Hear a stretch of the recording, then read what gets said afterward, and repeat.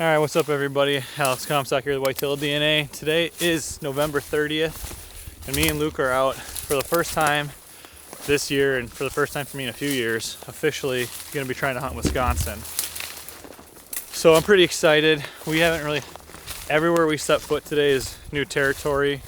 We're on a piece right now that a buddy has cammed in years prior, had a few decent bucks. We were pushed in further than where he was, and there's some decent sign, couple rubs, some really good trails. So we're in this really swampy area right now. We're pushing up to where it looks like there's a little more timber on the map and see what we find. But with that being said, in today's video, I want to talk about how to kill a late season buck. This is gonna be fun because this is gonna be my first year hunting late season in an area that's new to me. So we'll see how this video ages and what I say, how it ages. But I want to talk about some of my favorite ways to kill a late season buck, as the month of December has actually been far and away my best month of deer hunting in my life. So late season I love. And there's a few things that I love about it. And the first thing that I want to talk about, which gets hammered if you read or consume any late season content, you're gonna hear this, but it's food. Food becomes king, especially when you're in areas like where I am up in northern Minnesota, northern Wisconsin.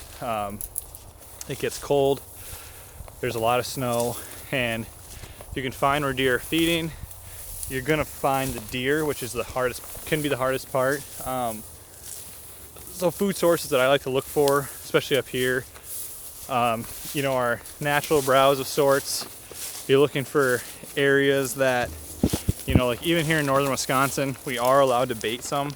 So we might drop a little bit of bait checking it out. But if you're in areas where there's ag fields, if you could find cornfields that aren't picked as well, or any type of ag that's standing, some areas will leave standing ag. Pretty much what it comes down to is food is king, and if there's any way you can create food for late season where it's legally, I strongly recommend it, because it's just, you need to know where they're feeding, and that is pretty much step one of late season deer hunting. So just filmed that interview. We've walked another, I don't know, 100 yards. We're back in some thick bedding.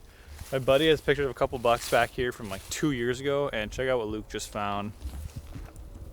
Heck yeah, nice little 4-point side. Cool brow tine on them. So that's a 2-year-old shed, so hopefully that buck's still alive, because right back here there's a huge rub. So I'm liking what I'm seeing. All right, the second thing I want to talk about when it comes to late season deer hunting is to re-scout / refamiliarize yourself with areas, because I see it so often when it comes to late season is people hunting in areas where maybe saw a ton of good bucks in October, or the rut was awesome.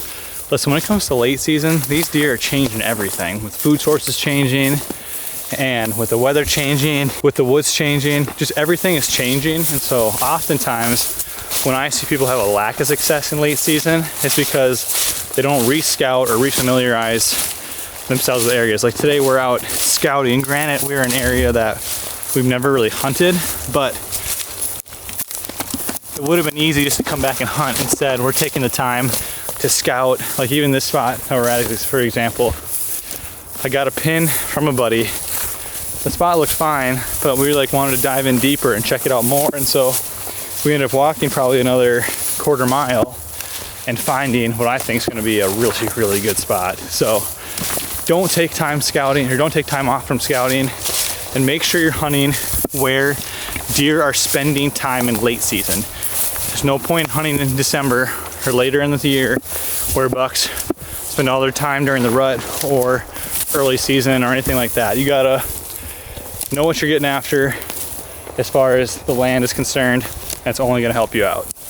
All right, so the next thing I want to talk about when it comes to how to kill a late season buck is to honestly just stay with it. Mentally, it can be taxing, especially if you've grinded all year. Late season hunting can be hard. I mean, you could be hunting in some frigid temperatures. It can be tough on you. And if you haven't had success throughout the year, it can kind of compound that. But I think late season hunting can be the best time of year to kill a mature buck. And you gotta stick with it mentally, because you gotta know it can all just switch in a second. You know, if you've been getting pictures of bucks at night, and all it takes is one good weather front, one good system to roll through for them to get up a couple hours earlier. And really, if you can find a big buck, I think when it comes to late season hunting, if you can find a big buck, you can kill them. So for example, keep bringing it back to our situation, this property, hunting in Wisconsin here for the first time really in this section of Wisconsin. If we find a big buck that hits one of these cell cams, I'll be confident that we can kill them, you know, because their home ranges aren't going crazy late season. Right now being November 30th, we're gonna find deer most likely coming to their late season ranges. And if we can find them, we can kill them. So as long as you can stay with it mentally, you're gonna give yourself a good chance to kill a late season buck. All right, so I got two more things I wanna cover.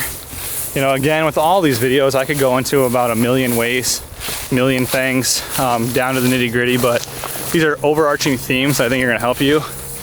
And this one is gonna be to treat late season weather like you do early season. So when it comes to early season, people always talk about good cold fronts, high barometric pressure, you know, those weather systems that get deer up on their feet just a little bit earlier. And it's something that gets covered throughout the fall, no doubt, but it's more prominent and it gets talked about the most in, say, September. And if you treat your late season like that, it gives you even a better chance, because for us anyway, the colder, the more snow, the more weather. You gonna go check that out? Yeah. All right, I'll come with you. The colder, the more snow, the worse weather, the better the hunting. And that's how I like it. So treat that weather how you do early in the year and really pay attention to those weather fronts, because, you know, all you need, like I said earlier, is a buck getting up on his feet just a little bit earlier in most cases. And, you know, if you pay attention to those weather fronts, get everything to line up, you're gonna put yourself in a better position to kill a buck later in the year. All right, last thing I wanna cover here in this video is to honestly have the best clothing you can. Now this applies to more northern climates, but I'm trying to apply stuff to, you know, what I do a lot. And again, I'm in northern Wisconsin right now, I live in northern Minnesota, hunt a lot in North Dakota. The hunting in December and January can be brutal. I kind of already covered it on the mentality standpoint of it, but if you can't stay out hunting, you're not gonna be able to kill a deer. Pretty simple, right? So I mean, for me, we use all the First Light stuff, which is important. I love it. The sanctuary system is great late season. We layer properly, don't get me wrong. I use a lot of foot warmers, toe warmers, hand warmers, all that stuff's important. Your feet are huge.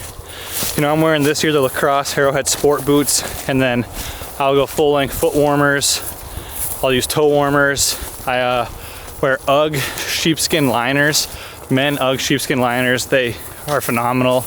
And then as well as, if you need to, use an Arctic Shield booties. So having the right gear is essential, and the longer you can stay out there and hunt in the most brutal conditions, the better. So with that, I appreciate you watching. Is there anything huge that you would include when it comes to killing a late season buck?